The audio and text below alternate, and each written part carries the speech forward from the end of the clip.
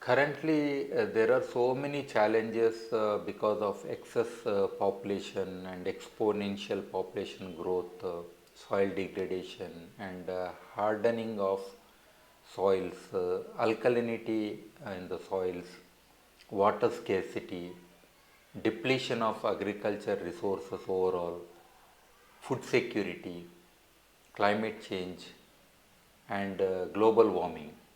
These are very serious concerns, and current unsustainable practices are enhancing the vulnerability of communities and are detrimental to the fragile ecology and the environment.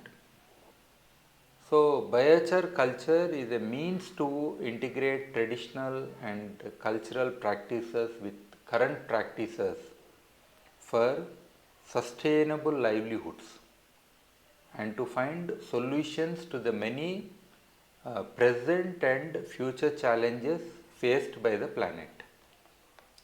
So, we could see the climate change variability and extremes, soil fertility, water management, impact of hazardous pesticides and nitrogen fertilizers, burning of crop residue or stubble burning, alkalinity of soils, especially in the tropical high temperature irrigated areas.